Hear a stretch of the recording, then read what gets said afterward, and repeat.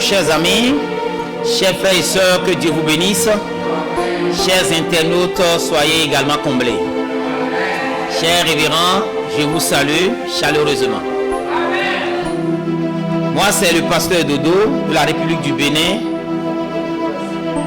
J'ai le privilège de partager avec vous le compte rendu de la conférence de l'Afrique du Sud,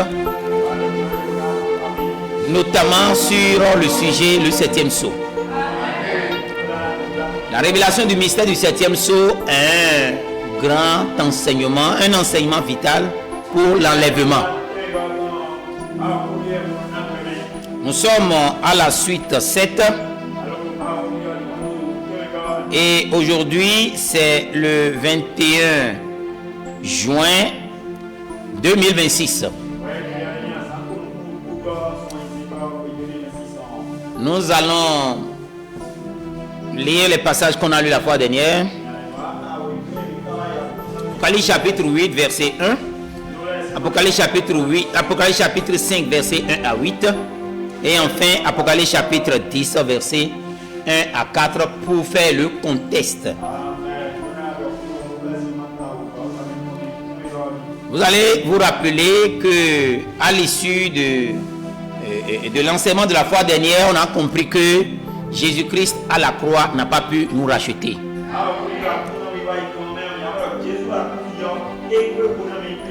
Il n'a pas pu nous racheter, pas parce qu'il n'est pas capable,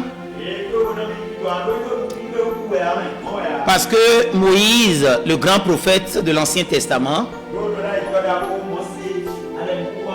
par son orgueil, a changé le programme de Dieu. Donc, le sacrifice de Jésus seul ne suffit plus. Il faut le sacrifice de Jésus-Christ doit revenir pour mourir et avoir les os brisés. Amen. Donc, ce faisant, le but de l'identité du corps du Nazaréen ayant été fini à la croix,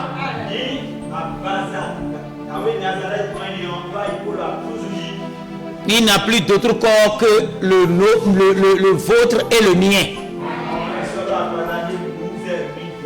Donc il a dû prendre le corps de William Marion Branham pour mourir dans les rues d'Amarillo, pour accomplir non seulement le sacrifice du soir, parce que Jésus-Christ est le sacrifice de midi, mais encore le sacrifice de la vérité, des jours des véritables expiations. Donc pendant que le salut est prêché dans le nom de Jésus-Christ, la rédemption est prêchée dans le nom du Seigneur Christ Branham. Le nouveau nom de Jésus-Christ. Lequel est le nouveau nom de Jésus-Christ? Amen. Donc on a compris ces choses. Et ce matin, nous allons voir, à l'issue de cet enseignement, qu'il y a deux sortes de sceaux. Les sceaux écrits et les sceaux non écrits. Les sceaux se trouvent dans Apocalypse chapitre 6. Mais le 7e sceau se trouve dans Apocalypse chapitre 8 verset 1. Vous comprendrez à travers de cet enseignement, nous allons l'annoncer que quand on parle de la révélation des sceaux, il y a deux choses importantes à savoir. L'événement du sceau. L'événement du sceau. Quelle est la vision et l'événement qu'on a décrit dans cette vision?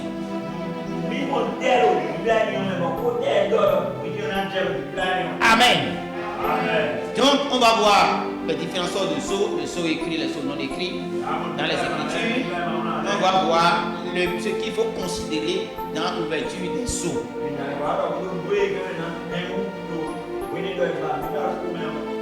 En ce qui concerne les sceaux écrits, vous allez comprendre que Branham a commencé par révéler les choses depuis la révélation de la semence du serpent. Dans les années 58. Par contre, les sceaux, quand il a commencé l'enseignement des sceaux, c'est alors qu'il a commencé par révéler les sceaux non écrits, mais que l'Église n'était pas capable de saisir.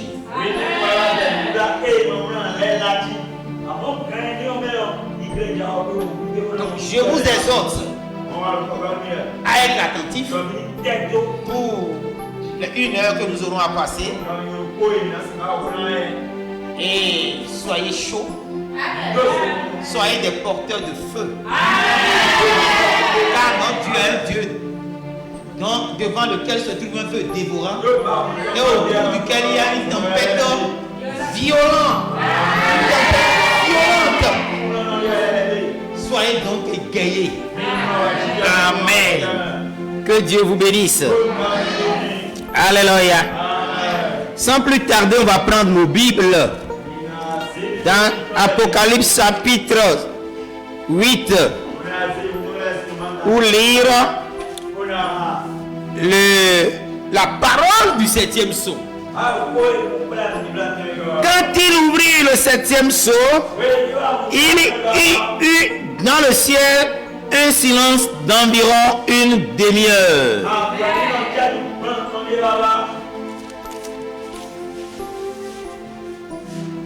Apocalypse chapitre 5.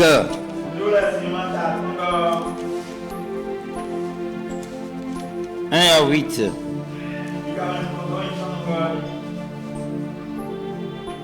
Puis je vis dans la main droite de celui qui est assis sur le trône un livre écrit en dedans et en dehors.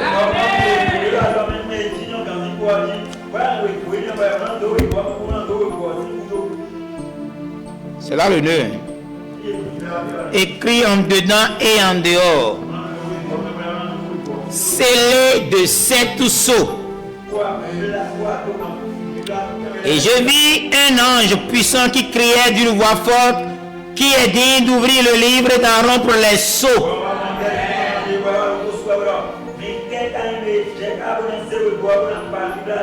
Nous avons vu la fois dernière que c'est Christ Branham. Il a dit, je suis celui qui l'a fait. Et personne dans le ciel, sur la terre, ni sous la terre, ne fut trouvé digne, ne fut trouvé digne.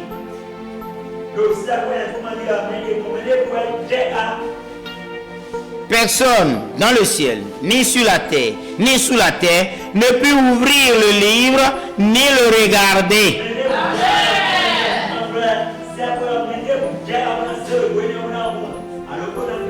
Et je pleurais beaucoup de ce que personne ne fut trouvé digne d'ouvrir le livre, ni de le regarder. Et l'un des vieillards me dit, ne pleure point. Voici le lion de la tribu de Juda, le rejeton de David, a vaincu pour ouvrir le livre et ses 7 sceaux.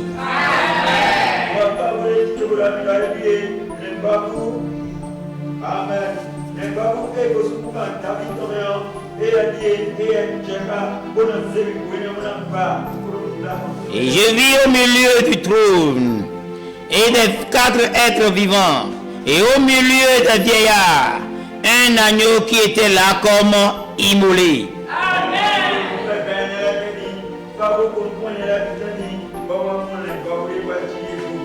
Il avait 7 cornes et 7 yeux qui sont les 7 esprits de Dieu envoyés de toute la terre.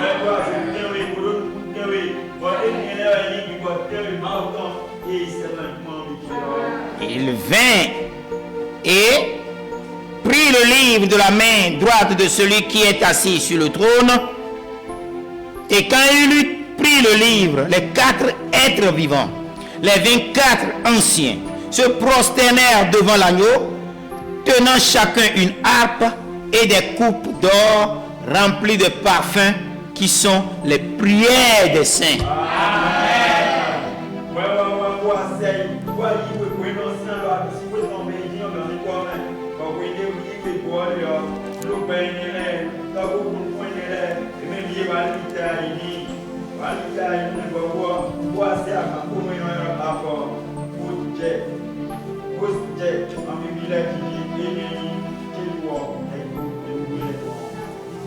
Prions le Seigneur.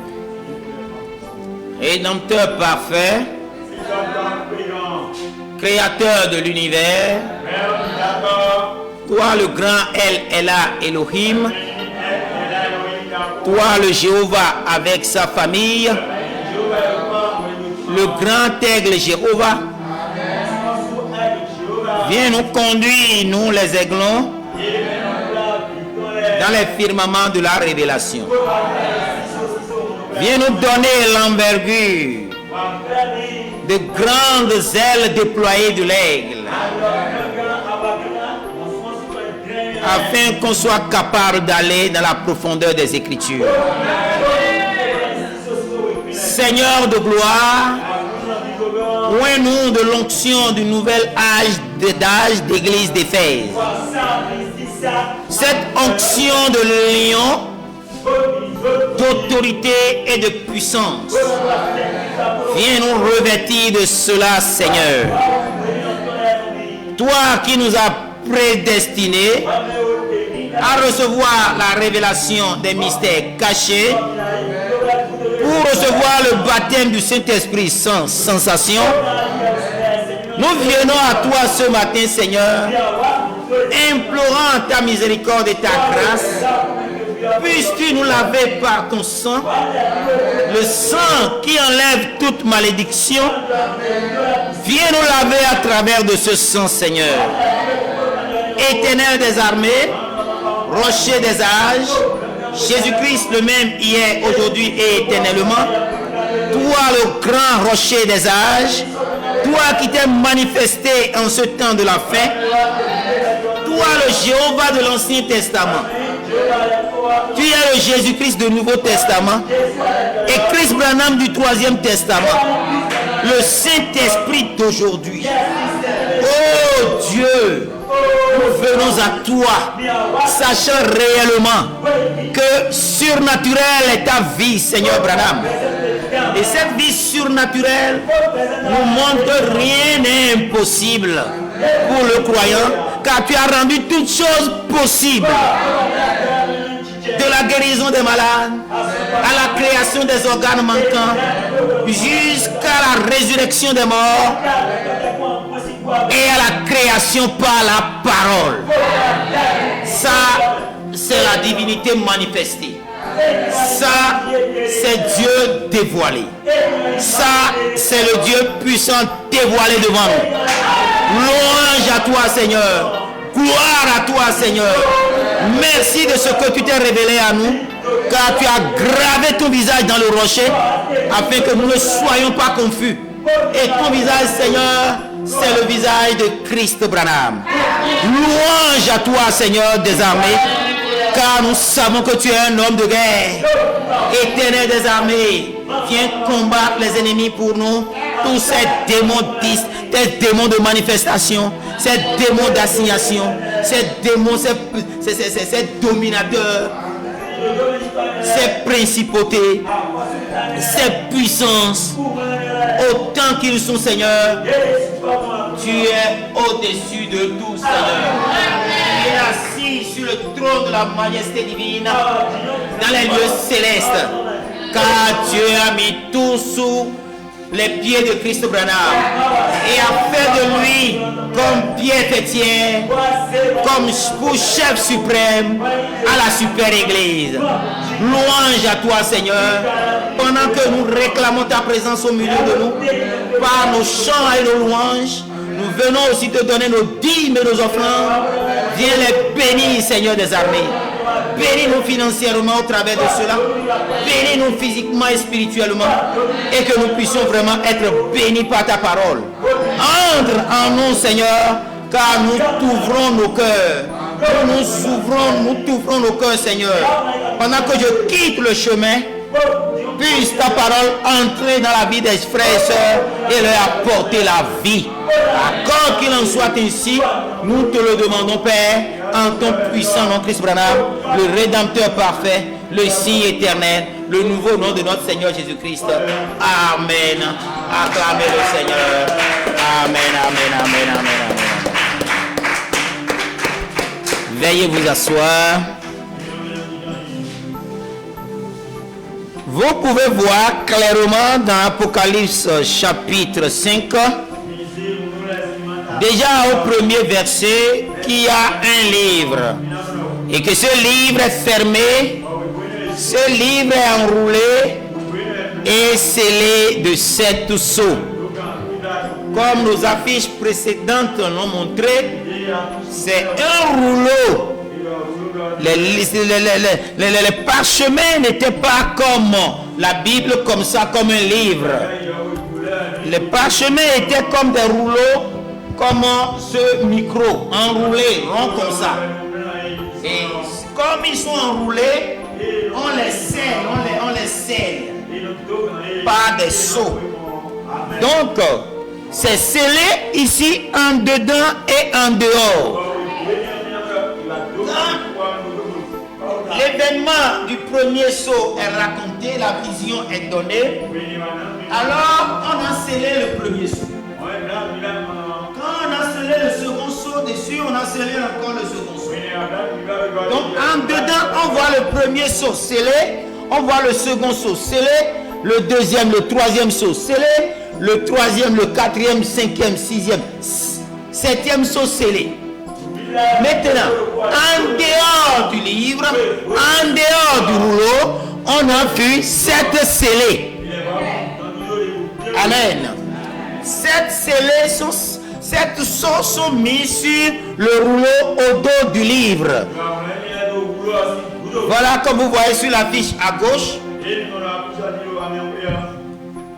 Quand vous êtes devant l'affiche à votre gauche, les 7 sceaux au dos du livre sont ceux que vous voyez en rouge. Les sceaux sont comme des cachets. Alléluia. Donc voilà les sceaux scellés au dos du livre. Donc ça, la Bible le dit. Mais c'est le prophète qui interprète la Bible écrite.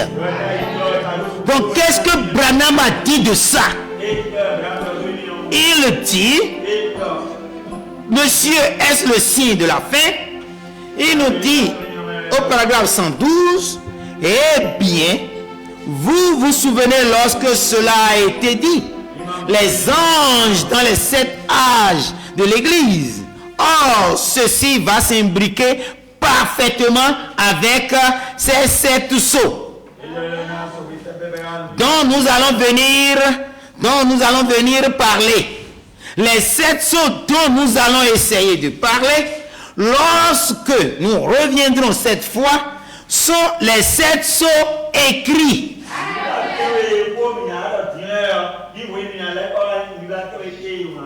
Donc les 7 sceaux écrits.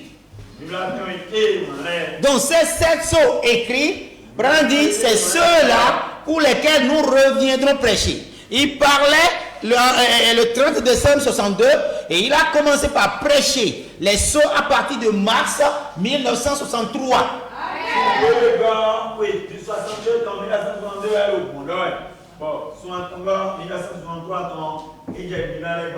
Mais en ce qui concerne les sceaux écrits, Branham en savait déjà quelque chose. Parce qu'en réalité, nous vous avons donné le principe de l'interprétation.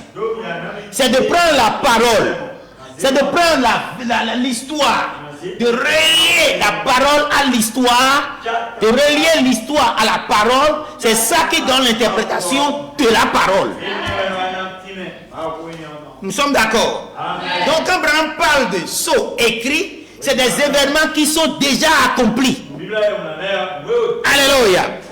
Donc, c'est pourquoi il dit que les sceaux écrits, les sceaux et ces sceaux, c'est-à-dire les sceaux écrits, comme vous le savez, sont simplement la manifestation des 7 anges des 7 églises.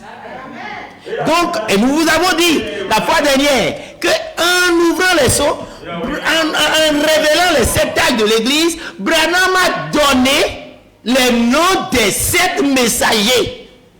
Et quand nous parlons, voilà les sceaux, tels que c'est bien affiché. Je voulais qu'il le fasse ici, mais il l'a fait, c'est très bien. Que Dieu te bénisse, frère Manouak. Vous voyez, c'est un rouleau, et les sceaux que vous voyez, les rouges que vous voyez là, sont exactement les sceaux en dehors du livre. À chaque saut, on scellait à l'intérieur. À chaque saut, on scellait à l'intérieur. Donc ce qui est scellé à l'intérieur, ce qui est écrit. Mais ce qui est scellé à l'extérieur n'est pas écrit, n'est pas dans la Bible. Amen. Alléluia. Amen. Parce que Jean voulait l'écrire. Il lui a été dit de ne pas l'écrire. Donc s'il ne l'a pas écrit, ce n'est pas dans la Bible. Donc il nous faut la venue d'un prophète qui entendra les mêmes voix de cet honneur et qui doit maintenant nous l'interpréter. Mais il faut que ça soit d'abord accompli. Le ministère, la vie de Branham soit d'abord accomplie pour que le second Élie, le prophète inspiré, puisse le révéler. Alléluia. Vous pensez qu'il fait frais ici, c'est ça? Il y a besoin des airs. Hein? Alléluia. Que Dieu vous bénisse. Alléluia. Vous voyez un peu? Il dit que les sceaux écrits sont simplement la manifestation des 7 anges de l'église. Or, les 7 anges de l'église d'Apocalypse chapitre 1 au chapitre 3 sont des anges humains. C'est des messagers. C'est des hommes. Nous sommes d'accord. C'est des humains. C'est des hommes comme moi. Branham dit, quand le pasteur est derrière la chair et est en train d'annoncer les saints oracles, annonçant la véritable parole, c'est un messager, c'est un ange. Alléluia. Parce que je ne donne pas mon enseignement, je ne donne pas mon message, je donne le message du Seigneur. Je ne suis qu'un ange ici quand j'annonce les saints oracles de Dieu. Amen. Alléluia. Que Dieu vous bénisse. Très bien. Maintenant, mais il y a 7 autres sceaux qui sont au dos du livre et c'est en dehors de la Bible. C'est une déclaration forte. Hein? Eux, ils sont la manifestation de quoi? Si la révélation des 7 anges en donnant leur nom et tout ce qu'ils ont fait, c'est ça les sceaux écrits. Alors ça veut dire que Branham a déjà révélé les sceaux écrits avant même de commencer par annoncer la révélation des 7 sceaux. C'est ça? Vous voyez que nous allons le voir maintenant. La première notion, connaître le sceau écrit, les sceaux non écrits. Ça existe. C'est la Bible dit, les Écritures le disent. Amen. Branham le dit également. Maintenant, les sceaux, comment les sceaux écrits sont révélés? On vient de voir que les sceaux écrits sont la manifestation des 7 anges. Les 7 anges de l'église, des 7 églises, c'est Paul, Irénée, Martin, Colomban, Luther, Martin Luther bien sûr, John Wesley et William Marion Branham. Nous sommes d'accord?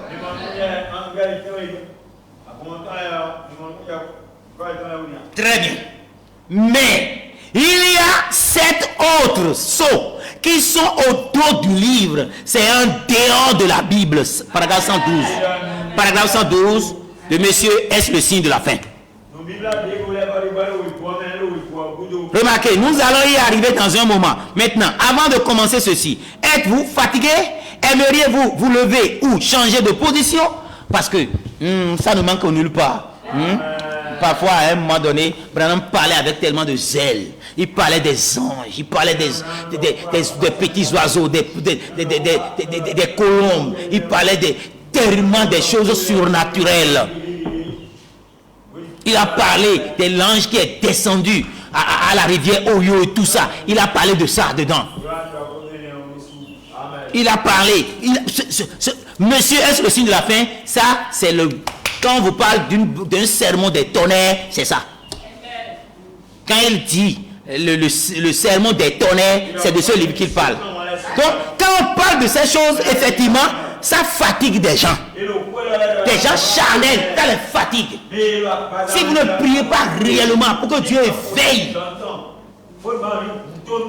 votre oreille comme Esaïe, 50, verset 4 là dit, chaque matin Dieu veille nos oreilles pour entendre ta parole, comme un disciple écoute son maître. Quand on commence ces choses, vous allez dire, ça là, ce n'est pas de l'histoire, hein. Ça là, c'est de la nourriture solide.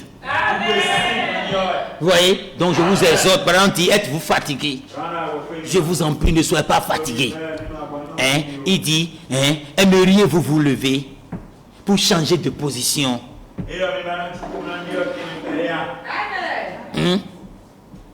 Nous on vient de commencer, mais je le dis en avance. Non, non, non. Je viens de commencer, personne n'est encore fatigué.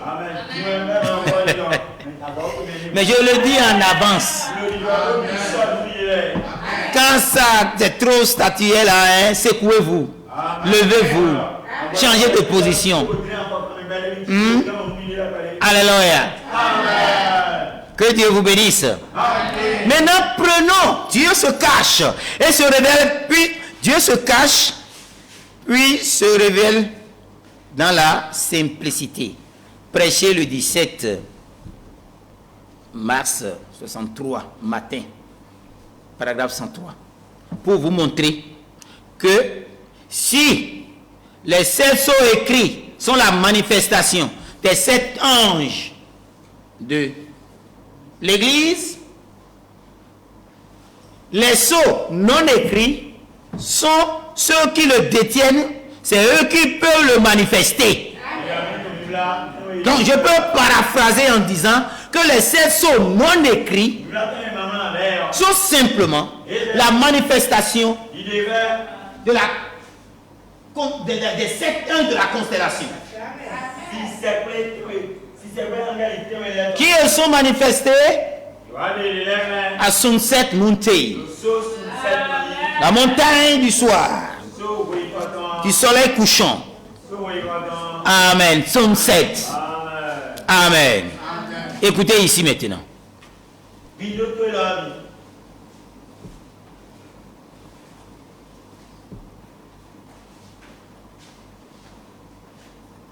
Où est-ce que je l'ai mis? Voilà. Il dit, paragraphe 103. Nous apportons un enseignement. Et vous pouvez vous rendre compte de la grande tension qui est sur moi. Nous vous avons dit que Branham n'a que 3 heures de temps de sommeil par jour. Et sous l'onction pendant 1 à 2 heures, il est sous l'onction de la colonne de feu. Ce n'est pas du tout facile. Et il vient les matins pour révéler la parole. Mais lui-même doit étudier la parole du matin jusqu'au soir, jusqu'à 3 heures du matin, un ange vient. Un des anges descend. Et il révèle dans le sceau. C'est pourquoi quand vous lisez bien les sceaux, il dit, voilà votre sceau. Il reçoit ça pendant au moins 1 heure. Donc il dit, vous pouvez vous rendre compte de la grande tension qui est sur moi. Vous voyez, en effet, si j'enseigne quoi que ce soit de faux, j'aurai à en répondre. Voyez-vous, alors je ne dois pas prendre ce que n'importe qui déclare. Je dois, 3 points de suspension, cela doit être inspiré. Et je crois que les 7 anges, ce sont les 7 anges qui détiennent ces 7 tonnerres. C'est eux qui l'accorderont. Je crois que les 7 anges qui détiennent les 7 tonnerres l'accorderont. Voyez-vous? Donc, les sceaux non écrits, nous savons que c'est les 7 tonnerres. Les sceaux non écrits, c'est les 7 tonnerres. Et les 7 tonnerres sont détenus par les 7 anges de la constellation. C'est eux qui détiennent les 7 tonnerres et c'est eux qui doivent inspirer pour que cela soit donné. Le 7e qui a pris Branham, et qu'il a élevé à la position du Fils de l'homme, à la position la plus élevée de la pierre fêtière. Celui dont la prédication fait descendre la pierre fêtière dans sa matérialisation physique dans un homme, on a vu Christ Thomas. Ah oui, le frère Théodore a laissé quelques questions ici. À la fin, nous allons les répondre. On a essayé d'en parler un peu la fois dernière. Amen. Je crois qu'on va y revenir parce qu'il n'était pas là. Il n'était pas là. Donc, nous allons... rassurez-vous, on a prié pour le frère Romaric pour son examen de baccalauréat. Et vos questions, la réponse est là. Ok. Donc, les 7, retenez, les 7 sont écrits, sont la manifestation des 7 anges de l'église.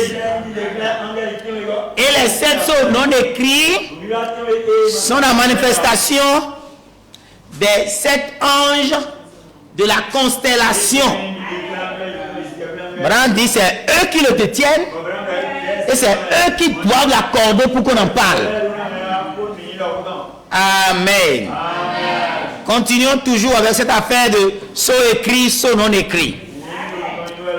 Quand vous prenez Apocalypse chapitre 5 verset 1, vous allez vous rendre compte que puis je vis dans la main de celui qui est assis sur le trône un livre écrit en dedans. Brandi, en dedans, la brandi, en parenthèse, la partie écrite était à l'intérieur. Et en dehors, scellé de 7 sceaux. Brandi au paragraphe 155 de Monsieur S. le signe de la fin, qu'il y a donc quelque chose d'écrit à l'intérieur du livre, mais en dehors, au dos de ce livre, se trouvent 7 sceaux qui n'étaient pas écrits dans le livre.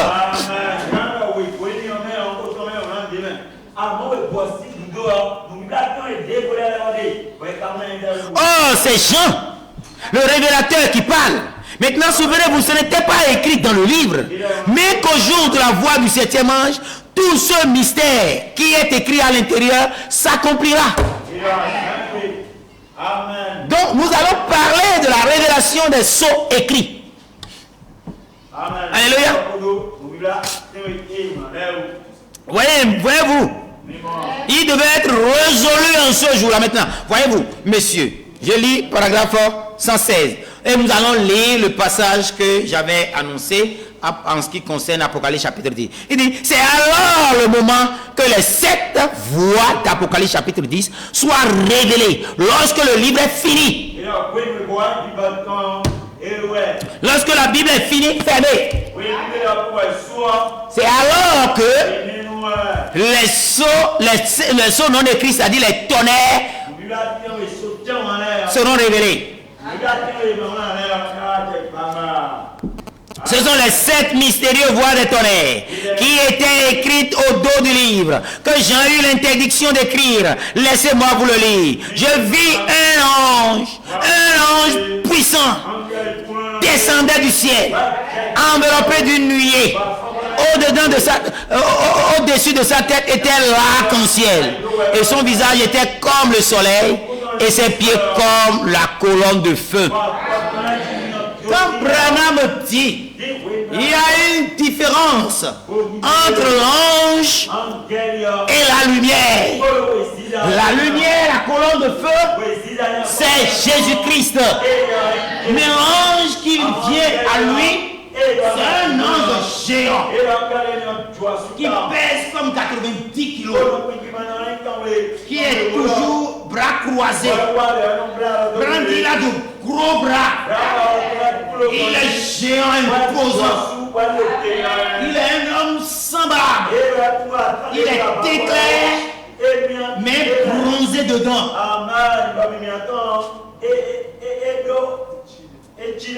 Et quand je le vis, je vois la colonne de feu au-dessus de sa tête.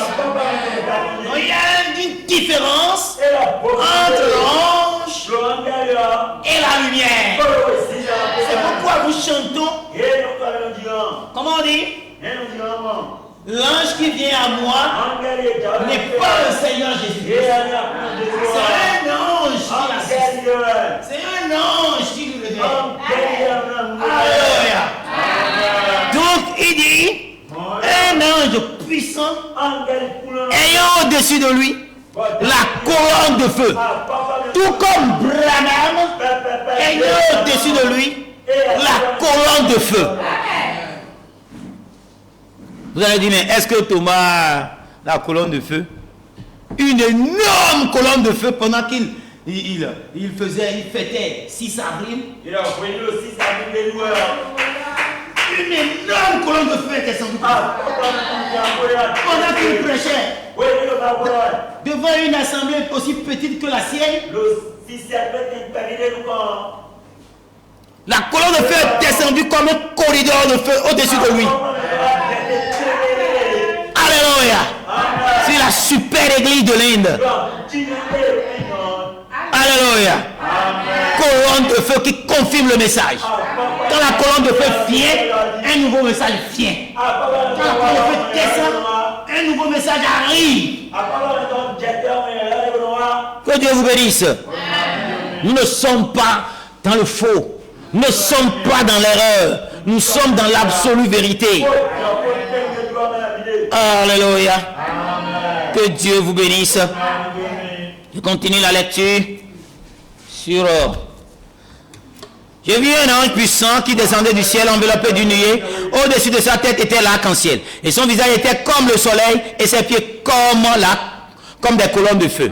Il tenait dans sa main un petit livre ouvert. Comme ça. Alors qu'avant le livre était scellé.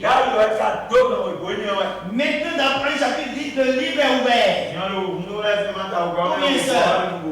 Le livre est ouvert maintenant. Donc, Jean n'a plus raison de pleurer. Alléluia. Donc dans son livre, il y a un petit livre ouvert. Maintenant observez ceci. Il posa son pied droit sur la mer. Mais on fait le premier pas a toujours fait gauche-droite, gauche-droite. Dans le scoutisme, partout, quand Neil Armstrong est descendu sur la Lune, il a sorti son pied gauche. Quand on veut faire la course, c'est le pied gauche qui prend appui. Gauche-droite. Donc, mais le pied droit est tombé sur la mer, là où il y a une multitude. Quelle nation? Dans laquelle il y a la multitude de divinités, multitude de langues, multitude de tribus. C'est l'Inde. Alléluia. Comme Dieu lui-même, il écrit un livre en cachetant, un livre en énigme. Il a parlé du pied droit comme étant le premier. Mais son pied gauche est tombé où? Sur le nouveau monde, sur une terre nouvelle, sur une terre où il n'y a pas d'eau. C'est les États-Unis d'Amérique. Donc c'est la première chevauchée. La première monture de Jésus-Christ, c'était le cheval blanc. Quand Jésus-Christ est devenu colonne de feu, la monture de Jésus-Christ aussi est devenue un homme. Cet homme blanc, d'origine irlandaise, c'est William Marion Branham. Un homme blanc. Mais la seconde monture de Jésus-Christ était un poulain, le petit d'une ânesse. Alléluia. Donc cette monture aussi est devenue un homme. Jésus a deux montures. Il faut nécessairement William Marion Branham et il faut Satyanathan Thomas. Alléluia. Que Dieu vous bénisse. Les deux sont là.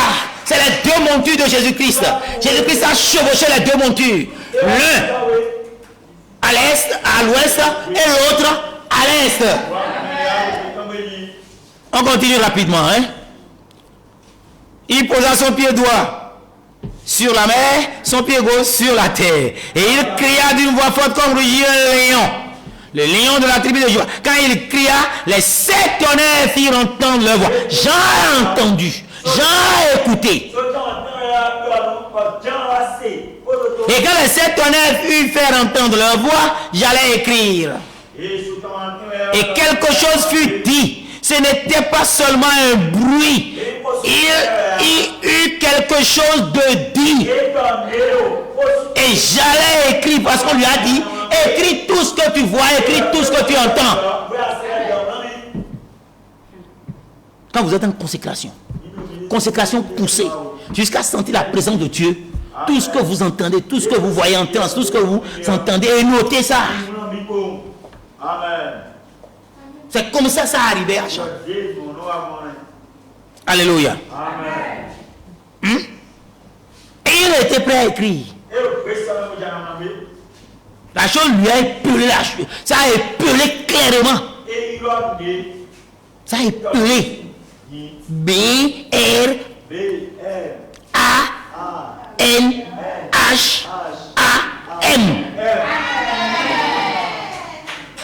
C'est ça la fiche. C'est tonnerre. C'est tonnerre. Nous vous disons que quand Branham prêchait les 7 sceaux, les 7 sceaux écrits, il révélait les 7 sceaux non écrits, mais l'église n'était pas capable de saisir.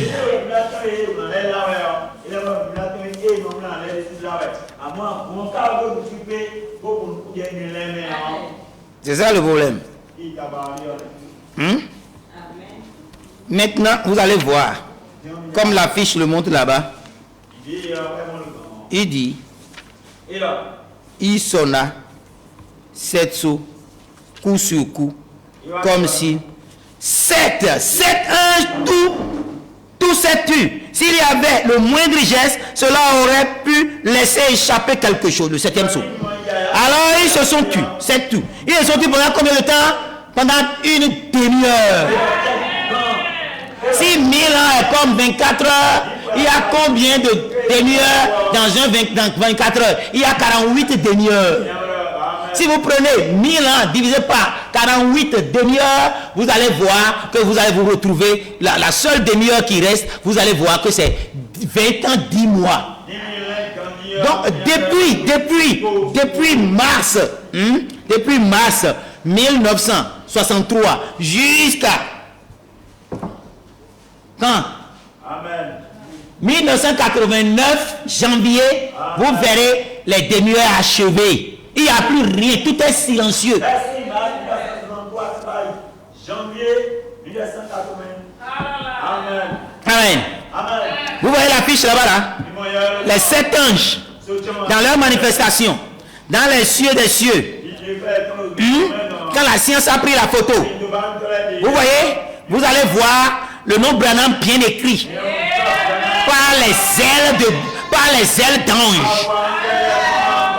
Il dit pendant 255 du 7e sceau. 7, le nombre parfait de Dieu. 7, donne 7 coups sur la chair. Branham donne 7 coups sur la chair. Il dit l'un à la suite de l'autre. 7 tonnerres se sont fait entendre ensemble, coup sur coup. Écoutez bien. Comme s'il était en train d'épeler quelque chose. Mais qu'est-ce qu'ils ont épelé? Plus tard, dans le message, se tenir dans la brèche, Branham a dit, la voix m'a dit, sais-tu que ton nom est gravé dans les 7 pics enneigés et que c'est un signe éternel?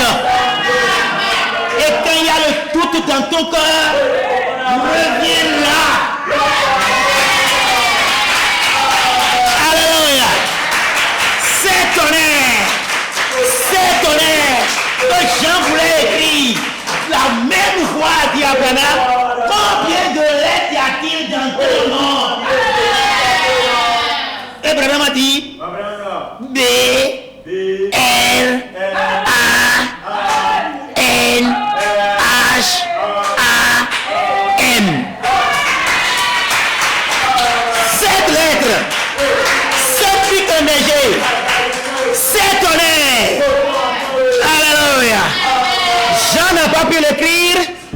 2000 ans plus tard, le grand prophète Branham est venu et il a donné ça tout en le cachant, sachant que les Indiens en criant le nom Branham, le 7e ange le révélera. Alléluia. Alléluia. Oui. Chers frères et sœurs, soyez comblés. Jean voulait l'écrire. J'allais l'écrire. J'entendis du ciel une voix qui disait, qui me disait, regardez où se trouvait la voix. Dans les tonnerres. Non pas au ciel, sur la terre. Les tonnerres ne firent jamais entendre leur voix dans les cieux. Ils le firent entendre sur la terre. J'allais écrire et j'entendis du ciel une voix qui disait, celle ce qu'on dit les sept tonnerres. Et ne l'écrit pas. Voilà l'affiche. Maintenant, aujourd'hui, tout est clair. Branham dit, Progrès 57, monsieur, est le signe de la fin. Il dit, c'est au dos. Quand un livre est terminé, au dos. Oh, il n'a pas dit que c'est sur le devant, mais plutôt au dos du livre, au dos du rouleau. Après que tout est achevé, alors ces sept tonnerres, ces sept voix sont le seul qui est attaché au livre. Sans les sept tonnerres, vous n'irez pas dans l'enlèvement. Sans la révélation absolue de sept tonnerres, parce que les sept tonnerres, Branham dit, c'est la révélation complète et entière de Jésus-Christ. Les apôtres connaissent Jésus de Nazareth. Mais Jean, qui fait partie de l'un des apôtres, elle nous a dit révélation de Jésus-Christ dans l'Apocalypse. Ça veut dire quoi? Ça veut dire que la révélation de Jésus-Christ, quand eux ils avaient connu, c'est en tant qu'alpha. Mais la révélation de Jésus-Christ dont Jean parle dans l'Apocalypse pour les derniers jours, c'est en tant qu'oméga. Donc c'est le Seigneur Oméga, c'est le Seigneur Christ Branham. Amen. Soyez bénis, soyez comblés. Amen. C'est au dos, c'est attaché. S'il y a un message qui doit être apporté par le dernier messager des nations, le deuxième, septième ange, le second Élie, dans les thèmes du message, c'est les tonnerres. C'est les tonnerres. C'est ça qui donnera la foi. Quand vous connaissez votre Dieu, vous allez avoir une foi inouïe. Les sept tonnerres révèlent qui est Jésus-Christ dans sa forme oméga. Et quand vous le savez, votre foi est assurée. Il n'y a plus de peur. Je sais celui en qui j'ai cru. C'est au dos du livre. C'est les sept voix seules qui est attaché au dos du livre. Qui n'est pas révélé. Ce n'est même pas brandi. Ce n'est même pas écrit dans la Bible. Maintenant, nous allons parler sur les sceaux écrits. Comment les sceaux écrits sont révélés. L'enseignement sur les sceaux, la révélation des sept sceaux, n'a fait que manifester les sceaux écrits. Donc vous allez être attentifs. Amen. Pour que nous puissions aller de l'avant. Donc on vient de comprendre clairement les sceaux écrits et les sceaux non écrits. Vous savez que c'est dans la Bible, non? Sœur Anita, tu viens d'entendre ça, non? Sœur, tu viens de comprendre ça? Très bien. Je suis content. Merci beaucoup. On va parler sur les sceaux écrits. Comment les sceaux écrits sont révélés. Amen. C'est la patience. Alléluia. Lorsque le grand prophète Branham a transmis le message sur les sept âges de l'Église, il a révélé les sept messagers de chaque âge et leur nom. est vrai que quand il est venu au 7e âge, il a écrit Élie. Parce qu'en fait, il y a Élie, le premier Élie de Laodicée, et il y a le second Élie de Laodicée. Donc il a mis Élie. Mais le petit Billy, ou du moins petit Willy, était tellement inspiré qu'il a écrit William Marion Branham là. Et Branham a dit, ce n'est pas moi qui l'ai écrit, c'est le petit Willy qui l'a écrit. Mais il n'a pas refusé. Mais il sait que c'est partiel. Mais pourquoi lui-même n'a pas écrit? Donc, quand Branham a révélé cet âge, il a effectivement donné le nom de chaque messager. Maintenant, quelle est donc l'intention divine derrière la révélation des 7 messagers dans le contexte du 7e sceau? Quand nous parlons du 7e sceau, ces révélations-là, des noms-là, à quelle signification ici? Nous avons dit que c'est la manifestation, les 7 sceaux écrits sont la manifestation des 7 anges de l'église. Donc dans le contexte de l'église, dans le contexte des sceaux écrits, dans le contexte des sceaux écrits, c'est la manifestation des 7 anges de l'église. Amen. Mais comment Branham est-il arrivé à savoir que oui, Apocalypse chapitre 1 jusqu'au chapitre 3, qu'il a pu dégager des noms?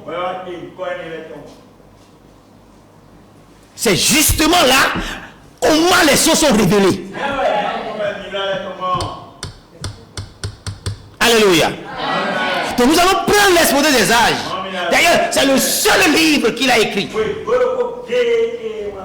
Il a eu près de 1200 et quelques sermons qu'on a sous forme de brochure. Mais quant à un livre, c'est exposé des 7 âges de l'Église que Dieu lui a demandé d'écrire. Amen.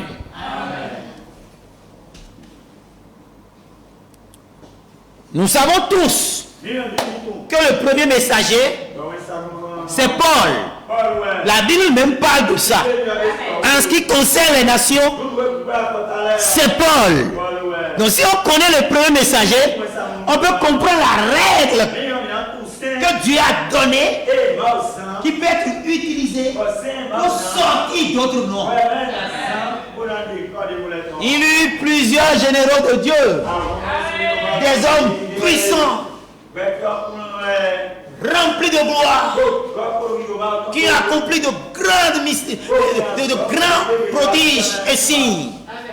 Mais quand à désigner un messager, ils n'ont pas rempli toutes les conditions, les critères dont Dieu a donné la règle. Premier messager, Branham dit ici, page 74, premier alinéa, Paul a fondé l'église d'Éphèse au milieu du 1er siècle. Ceci nous permet de fixer la date du début de l'âge de l'église d'Éphèse, vers l'an 53 après Jésus-Christ. Paul dit clairement, tel que Pierre a été apôtre des Juifs, Dieu a fait de lui apôtre des nations, des païens, des gentils. Nous sommes clairs. Paul a été clair, il a dit, et c'est l'église des nations, c'est lui qui l'a établi. Les épîtres et tout, c'est lui. Les évangiles, les actes des apôtres et les épîtres pour diriger l'église, c'est lui. Donc Paul est le premier messager. Maintenant, Dieu a donné une règle à Branham pour désigner, pendant que l'histoire est déjà accomplie, pour désigner les messagers. 114, deuxième alinéa. Sa façon d'apporter la parole, Paul, est le modèle que tous les messagers ultérieurs allaient aspirer à suivre. Et c'est d'ailleurs aussi le modèle de tout véritable croyant. De tout véritable serviteur de Dieu, je veux dire.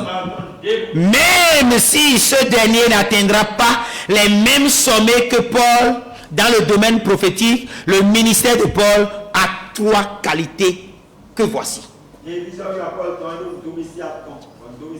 tous les généraux de Dieu, des hommes de Dieu, des grands hommes que l'histoire de l'Église regorge, il faut choisir 7.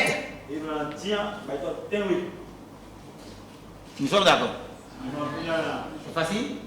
Il faut que Dieu vous conduise. Donc la règle est celle-ci.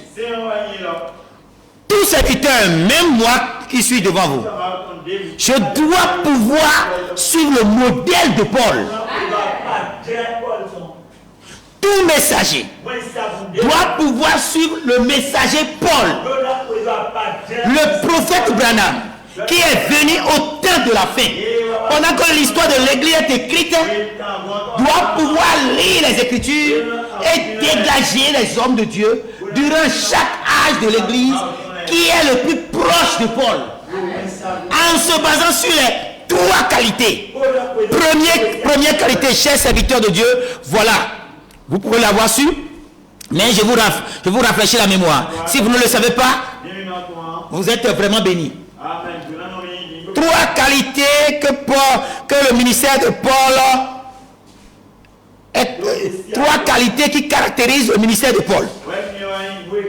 Premièrement, vous pouvez lire les détails, hein? Je vais vous citer les 3. Je donne les passages. Tous, ils sont dans la page. La première qualité, page 114, 3e alinéa.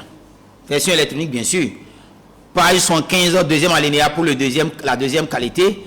Et page 116, premier alinéa pour la 3e qualité. Maintenant, quelles sont les qualités qui ont permis à Branham de désigner, de donner le nom de chaque messager? Donc quand vous voyez Paul, Irénée, il n'y a personne en ce temps qui soit au-delà d'Irénée. Oui. Premièrement, Paul était absolument fidèle à la parole. Il n'en a jamais dévié, peu importe le prix. C'est un ministère qui est accroché strictement à la parole. Il ne suffit pas de faire des miracles, des signes. Parce que si vous vous consacrez bien, vous vous abandonnez bien, et que vous priez, Dieu a dit, Branham a dit, Dieu exauce quiconque prie. Si tu pries, tu jeûnes, tu veilles sur une requête, Dieu va t'exaucer. Branham dit, tel que la paralysie, que certaines bénédictions ne viennent pas instantanément. Vous devez avoir prié comme Daniel. Et comment Daniel a prié? Daniel a prié matin, midi, soir. Et Daniel a jeûné pendant 21 jours. Ou bien? Ou bien?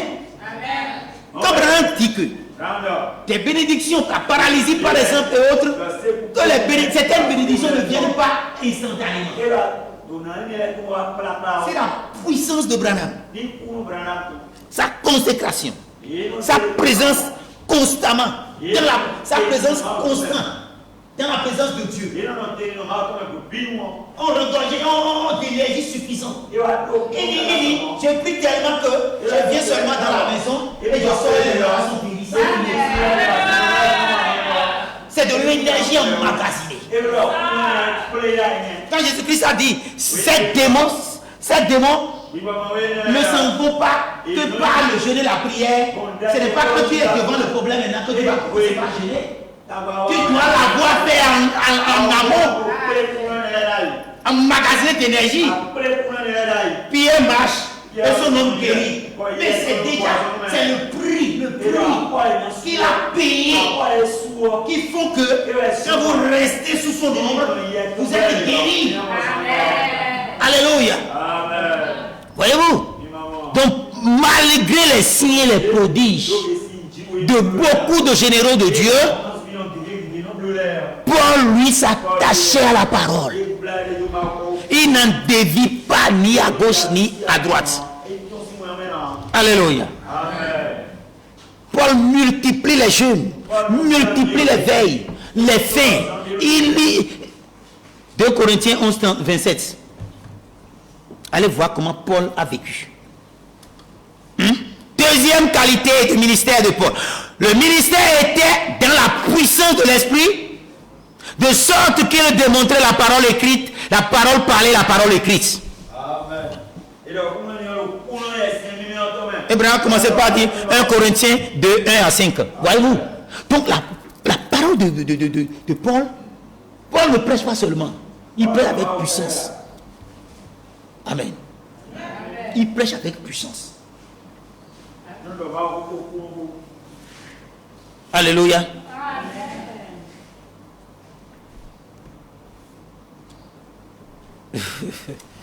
Amen. Quand Jésus-Christ a jeûné 40 jours, 40 nuits dans le désert et autres, la Bible dit qu'il est revenu dans la puissance de l'esprit. Il se levait très tôt le matin, pendant qu'il faisait encore sombre, c'est-à-dire 3 heures, pour prier. Parfois même, il prie toute la nuit. Il fait des guérisons seulement 18 heures, il part et il revient à la 5e veille, là où entre 6 heures, entre 3 heures et 6 heures, et il marche sur l'eau. Il priait beaucoup pour être dans la puissance de l'esprit. Mais Branham dit, rien ne vous dit que faire jeûne de 40 jours, 40 nuits. Pourquoi marcher sur l'eau? Rien ne vous dit cela. Ce que Dieu vous dit, prends-moi au mot. Après ce que Dieu vous dit, fais-moi le jeûne de 7 jours, 3 jours, 10 jours, 14 jours, 21 jours, 40 jours. Tous ces jeûnes-là, les serviteurs de Dieu l'ont fait dans la Bible. C'est des jeûnes qui existent. Si Dieu te dit de faire, c'est bon, donc, tu ne m'as jamais dit ça.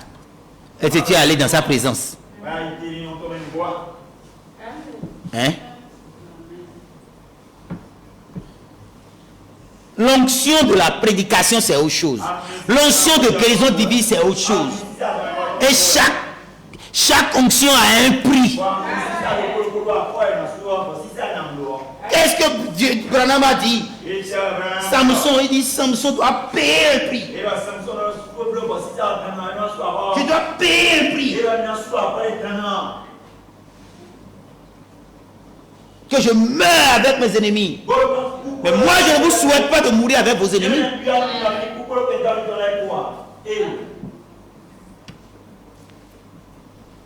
Abandonnez vos programmes de télévision. Abandonnez vos temps, vos longues durées passées sur les TikTok. Consacrez-vous et priez le Seigneur. Vous allez au boulot, vous revenez à la maison. Et vous êtes sur TikTok jusqu'à 2 heures. Mais pourquoi vous ne pouvez pas prier de 21h à 2 heures?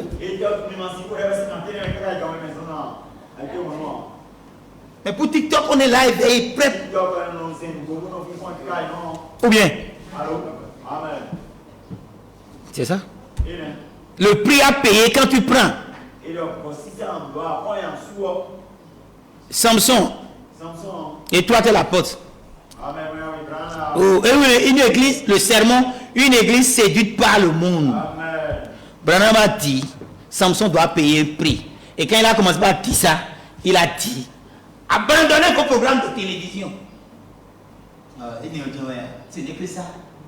Payez ça là. Mais aujourd'hui, c'est le téléphone.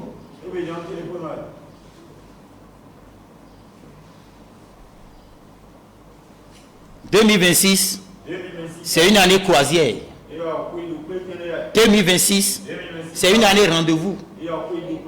Consacrez-vous. Priez le Seigneur. Lisez votre Bible. Écoutez les bandes. Priez. Veillez. Jeûnez si possible. Si Dieu vous le dit. Si vous entrez dans sa présence, il doit vous dire quelque chose quand même. Parce que nous sommes en train de parler de Paul.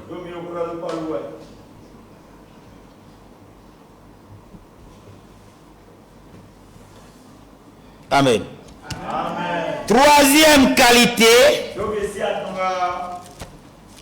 de Paul. Du ministère de Paul. Il portait de toute évidence. Il portait de toute évidence le fruit de son ministère reçu de Dieu.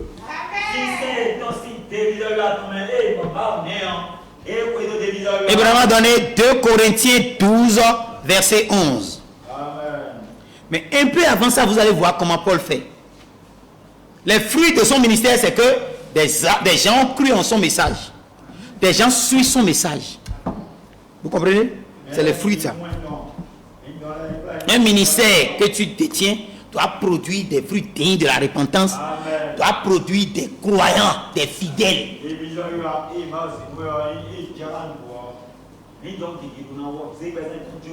Si vous ne priez pas beaucoup, vous n'intercédez pas beaucoup, comment vous pouvez être dirigé pour conquérir, pour faire la conquête des âmes?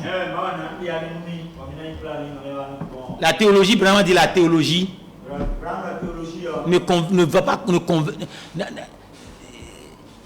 Des gens, quand il a été en Inde, tellement de théologie, beaucoup de changements, il dit oui, c'est comme ça chez nous.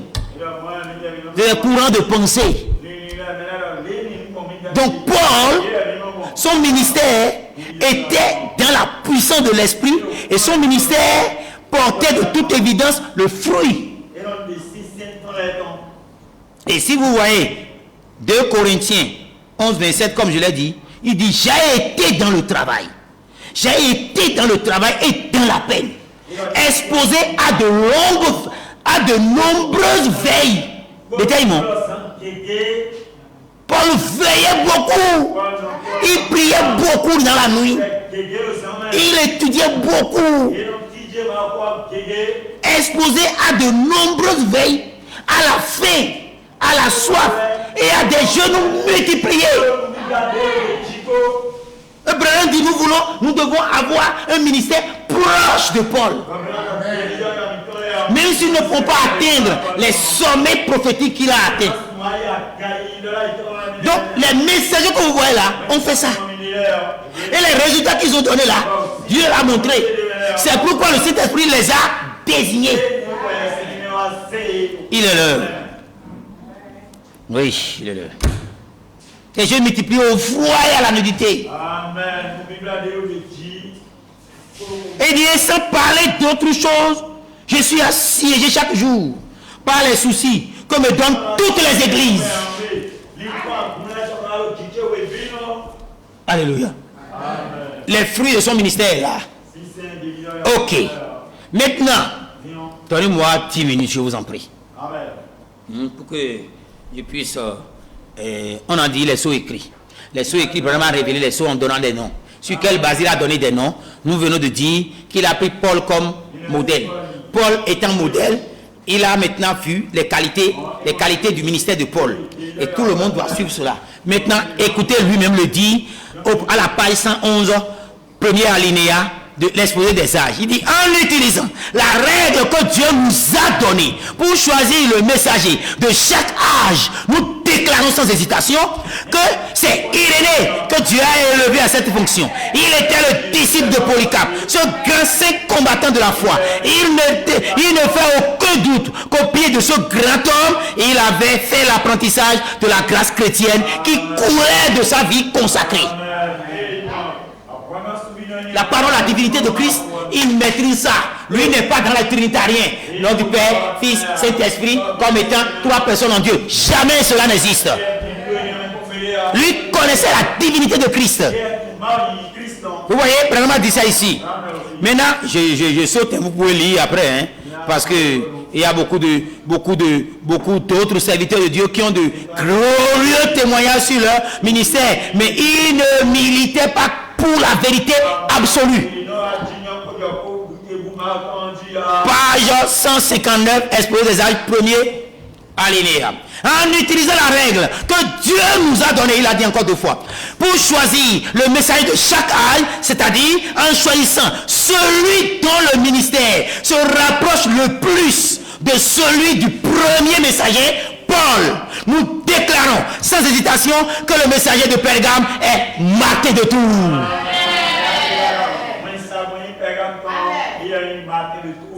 Voilà les conditions dans lesquelles Branham a donné les noms. Amen. Maintenant, quand il a fini le ministère, quand il a fini l'enseignement sur les 7 âges de l'église, un jour, il prêchait le messager du temps du soir. Tellement Dieu était, le trône était secoué dans les cieux, que la colonne de feu est descendue. Une vieille dame, pas une vieille dame, une sœur âgée, d'un âge avancé, a donné témoignage parce qu'il était dans le tabernacle pendant que cet événement que je vais vous lire dans Messager du soir, prêché le 16 janvier 63, paragraphe 62, quand cela a eu lieu. Et la voix de Dieu a recueilli son témoignage. Et quand il a recueilli son témoignage, on a entendu. C'était vivant. Alléluia. Que Dieu vous bénisse. À propos,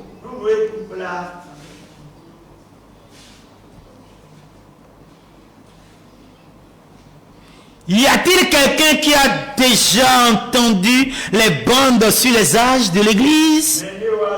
C'est les sons écrits au fait, c'est ça. Hein? C'est les sons écrits. C'est quoi quand Branham dit les sons? Il dit depuis la semence du serpent, depuis les âges. Vous comprenez un peu? À la fin, j'ai représenté là sur le tableau ces âges. Il a donné les âges. Il a donné les messagers. Tout. C'est ça la fiche qui est derrière le tableau. Il dit, et le Père Céleste sait que c'est la vérité. Quand j'ai achevé cela au mieux de mes capacités, sous l'inspiration que Dieu m'a donnée, cet ange du Seigneur que vous voyez sur la photo, beaucoup ont vu cette photo, n'est-ce pas? Nous, là, ici, dans le tabernacle, parce que ça, on est le prédicateur. Ça ferme la porte au nez à tout démon. Branham dit, vous devez la voir chez vous parce que ça fait c'est votre bien. N'est-ce pas, cette lumière, elle est directement descendue dans la salle. Dans Branham Tabernacle. Les gens sont dans la grille comme ça. Et la colonne de feu est descendue. Aïe. Alléluia. Il dit, elle est directement descendue dans la salle devant environ 300 ou 400 personnes. Et parmi tous ceux-là, pendant notre âge, aujourd'hui, il y a une dame, une sœur d'un âge avancé qui a rendu témoignage. Et Branham dit, elle est directement descendue dans la salle devant environ 400 personnes, 300 à 400 personnes, et allée droit au mur, une lumière comme cela. Et la dame disait quoi? Que tout le monde criait. C'est comme l'expérience de Camden. Branham a prié pendant 4 heures de temps dans les bois sur la colline pour que Dieu se manifeste à l'église. Et il parlait de la colonne de feu, la colonne de feu rentrer. Ça vibrait. Et ça rayonnait, ça brillait. C'est une grande torche. On dit diamètre, 30 cm de diamètre qui se lâchait des maigres. Et ça, la soeur disait, la soeur âgée disait, ça zoomait comme ça. revenait, ça zoomait, ça écrivait, ça revenait. Et les gens criaient. Vous parlez d'un Dieu terrible, redoutable. C'est notre Dieu. Alléluia. Et ça vient s'engouffrer en Branham. Et que vous voyez cet homme à l'aspect frêle comme ça, il est porteur de feu éternel. Alléluia. Directement au mur, elle a dessiné ses âges. Et nous tenions tous là à regarder. Nous l'avons regardé représenter le premier âge de l'église, le deuxième âge de l'église, le troisième âge de l'église, le quatrième, le cinquième, le sixième et le septième. Avec tout. C'est Dieu lui-même qui vient prêcher à l'église. Si vous écoutez ces sermons, sachez que c'est le Seigneur lui-même qui prêche. Parce que nous sommes engagés à prêcher absolument, en nous attachant fidèlement et intimement à cette parole. Alléluia. Tout le monde qui se tenait là s'est mis à crier et tout. J'ai dit, voilà, eh bien, vous avez désiré voir cela. Tout le monde peut bien regarder cela. C'était à 11h du matin. Il s'est tenu là, au mur, et a dessiné ses âges de l'église, montrant avec exactitude la mesure de l'esprit qu'il avait. Et ensuite, les ténèbres pour montrer l'esprit qui était éteint. Comme ça, zoomait. Ça écrivait, les gens regardaient. La soeur disait qu'ils ne comprenaient même rien. C'est Branham, comme il vient de dire ici, il dit voilà, vous voulez voir, c'est comme Moïse. Sanctifiez-vous pendant 2 jours, le 3e jour, matin, je serai là. Et la colonne de feu descendait. Ça bernait, ça s'élevait. Les gens sonnaient de la trompette sonnait plus fort. Les gens disaient, je ne peux pas entendre. Moïse, écoute et viens nous parler. C'est le même Dieu. Nous adorons le même Dieu. Et la même chose s'est accomplie. C'était à 11h. Ça veut dire quoi? Vers de 9h à midi. C'est ça, non? Nous le mettons descendu. Juste là. Là où il y a la lumière, il rayonne la lumière. Là où il y a les ténèbres, il crée la... C'est pourquoi la sœur disait, ça rayonnait, ça zoomait, ça s'éclaircissait, ça vibrait. Amen. Voilà. Allez-y voir. Est-ce que Dieu n'a pas intervenu dans l'ouverture des sceaux écrits? Voilà comment c'est révélé. C'est pourquoi je vous en parle. Il est passé par les âges des ténèbres, puis il est revenu exactement tel que j'avais représenté cela. Et nous avons cela, des images de cela. Et tout bien dessiné, accroché au mur. C'était là, tout à fait exact. Branham est fidèle. Branham est fidèle. C'est tellement que l'Esprit du Seigneur était satisfait de voir que c'était parfait. Car il est revenu et a confirmé cela, que cela était correct. Que Dieu vous bénisse. Maintenant, comment les sceaux, quand ils sont révélés, qu'est-ce qui se passe? Je vous ai dit qu'il y a 2 choses importantes à retenir à considérer lorsque nous étudions les sceaux, leur révélation. Il y a l'événement du sceau et la révélation de ces sceaux. Amen.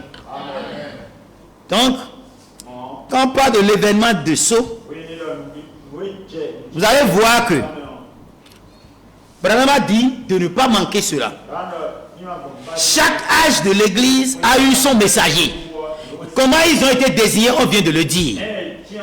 Comment Dieu a confirmé cela, on vient de le voir. Et Branham dit, nous savons cela. Paul était le premier messager. Et quand la première trompette sonna, quand le premier sceau fut brisé, Paul était le premier messager comme nous l'avons découvert. Vous voyez maintenant le lien? Dis-moi. Paul, le premier, il dit, écoutez, remarquez que chaque âge, je suis en train de lire, monsieur, est-ce le signe de la fin?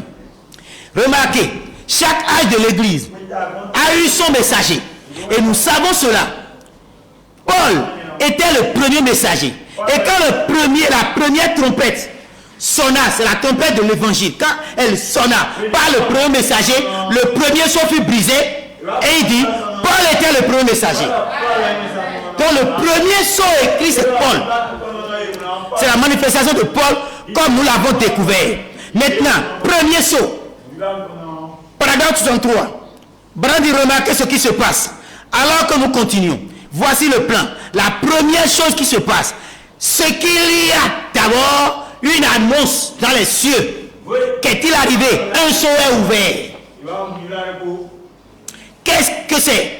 Le sceau est dévoilé.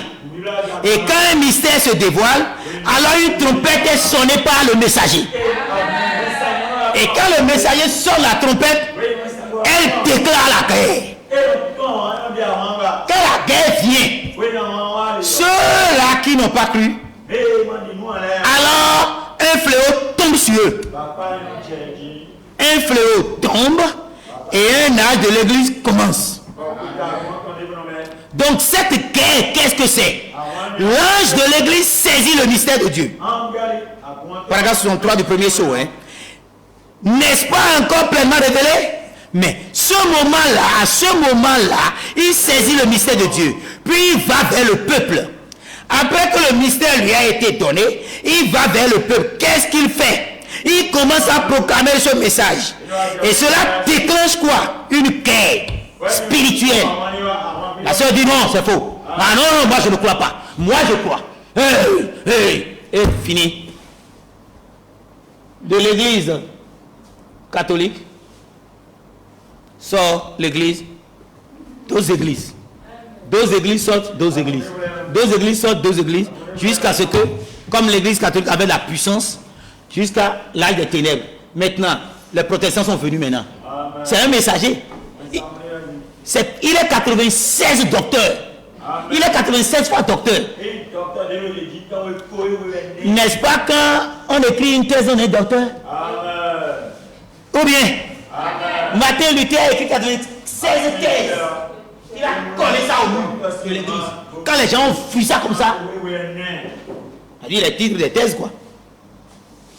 Ils ont vu ça comme ça là. Ils ont quitté l'église catholique. C'est la guerre que les sceaux révèlent. Quand on a fini les sceaux écrits et qu'on veut maintenant finir en ce qui concerne les sceaux non écrits, les sept tonnerres, et que le frère Thomas a apporté, qu'est-ce que ça a amené? Ça a amené une guerre. Les tonnerres sont révélés. Les tonnerres sont pas révélés. Les tonnerres sont révélés. Oh, que Dieu bénisse le frère juste. Que Dieu bénisse le frère Elfried. Ils font les merveilles sur la toile.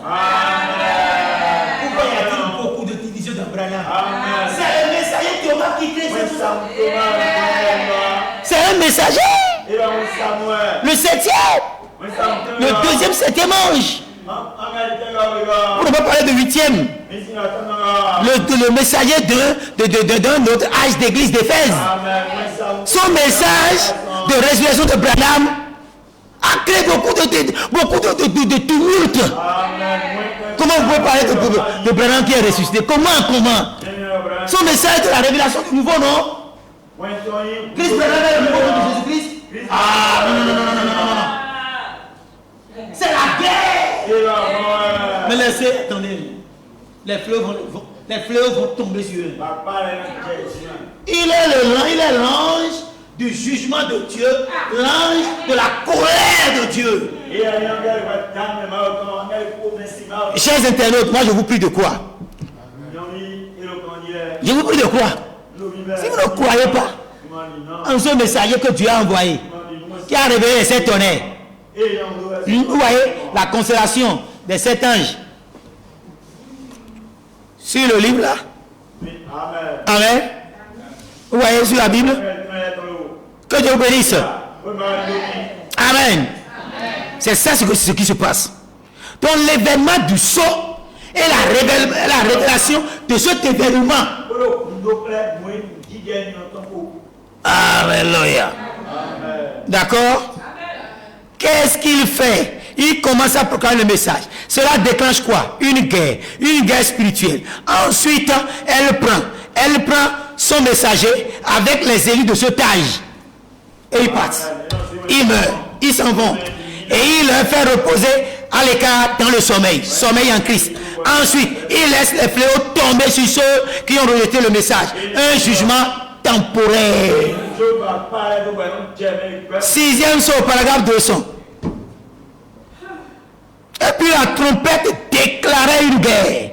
La trompette indique toujours une guerre. Le messager, l'ange vient sur la terre. Et le messager de l'heure, comme Luther, peu importe quel est le messager dont nous avons parlé, que fait-il?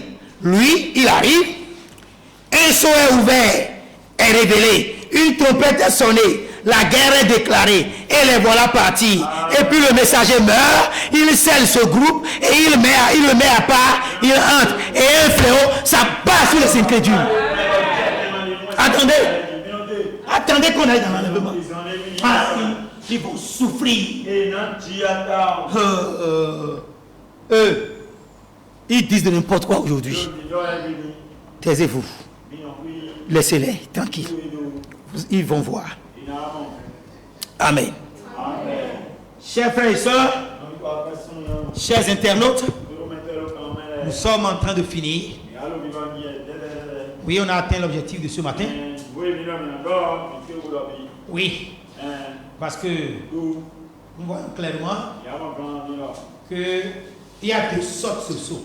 7 sceaux écrits, 7 sceaux non écrits. Et il y a à considérer deux choses dans l'étude des sceaux, dans la révélation des sceaux. C'est d'abord l'événement du sceau. On va revenir dessus pour la prochaine fois. Et la révélation de cet événement. Donc on a vu que les sceaux écrits sont révélés. Nous allons voir que Branham a dit que les sceaux écrits qui sont révélés quittent depuis la révélation de la semence du serpent. Vous voyez un peu. Donc les actes de l'église et tout. Donc si les 7 anges de l'église sont la manifestation. Et si les 7 sont écrits dans des 7 anges de l'église, nous voyons clairement que il suffit de voir comment les noms ont été désignés parmi toute l'histoire de l'église. Dieu a donné la règle. Regardez Apollo. Il y a 3 critères. Il s'attache fermement à la parole. Il ne dévie ni à gauche ni à droite. Il est un homme qui multiplie les veilles. De nombreuses veilles. Multiplie les jeûnes. Multiplie les prières.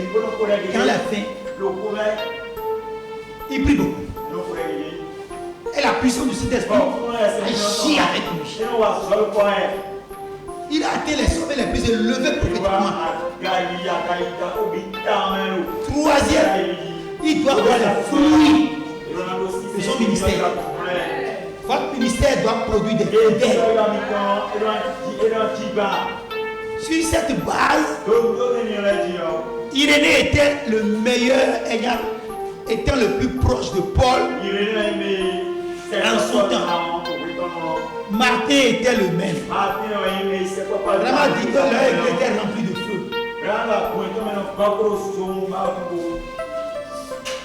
Colomban, Martin Luther, John Wesley, William Branham, tous ceux que lui a révélé ça. Donc on a vu que cette révélation, c'est ce qui a fait l'objet des sceaux écrits où on a zoomé sur le diable qui est monté sur le cheval blanc cheval et noir, cheval pas, l'antichrist. Alléluia. Et tous ces 4 chevaliers sont combattus par l'onction de lion, l'onction de veau, l'onction de l'or et l'onction de l'aigle. Et cela a couvert les 7 messagers. Voilà les sceaux écrits. Prochainement, vous allez réaliser les sceaux non écrits qui sont les tonnerres qui sont le soubassement du 7e sceau. Que Dieu vous bénisse tous. Shalom.